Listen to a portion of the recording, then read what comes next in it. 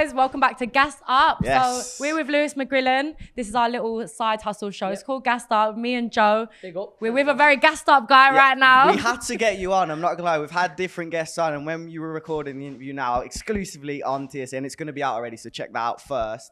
But I was like, Lewis has to come on. We've done TSN Gassed Up shows in like Bilal Muhammad's room, but this one here is like the most random. We're in like We're the gassiest What's guy. this for? Well, this is a classroom for little lasbos who get kicked out of school and now they come to MMA gyms to learn how to fight. So yeah. I feel like you should be teaching them as well. To be fair, besides teaching them fight, I know a good bit about history, you know. I love history, so I'll teach them a bit, do you know what I mean? That was the one lesson I found out I was terrible. I got an E. Like, why history? I thought you would have just, no disrespect. I just didn't think you were the guy in school. I love history, man. I got Genghis Khan on me here, man. Oh my God, that's on. a cool fact about you. So I just love things like that. At the end of the day, I love learning about how things get to where they are in the world now. Do you know what I mean? And now, even like you can learn a lot about your ancestral stuff. Do you know what I mean? I did not expect that, guys. Neither did It's I. more to it than me just hitting people, you know. So down.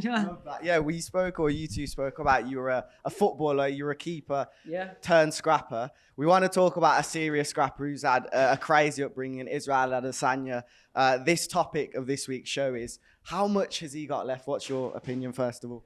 Well, I feel like he's had a bit of a tough role at the moment, yeah. I think there's something going on with him a bit with his mental game at the moment, but he's kind of accomplished most things what people haven't done end of the day, and I feel like it's all probably maybe coming to the end of his career, but I think he should have a couple more fights, a couple more wins. He should go out on a win, do you know what I mean? That's what I think. Do you say that about his mental game because, you know, he was crying in the press conference and everything like that? Yeah, I guess so. I feel like there's something going on behind closed doors what no one knows about, and I feel like Drake has took advantage of that.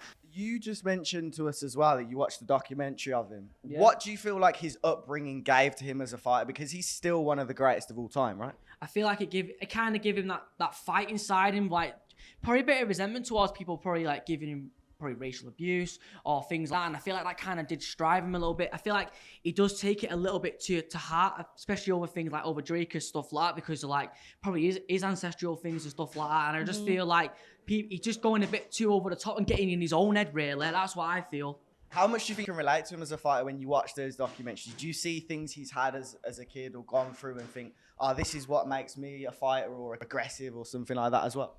Probably just the anger inside and stuff like that. Do you know what I mean? I'm just an angry ginger, innit? Do you know what I mean? But like, I'm my own guy. End of the day, I've got my own purposes why I fight. End of the day, but I can understand his point of view, I guess. Innit? Like I love watching like other fight. I like Sean Strickland. Me.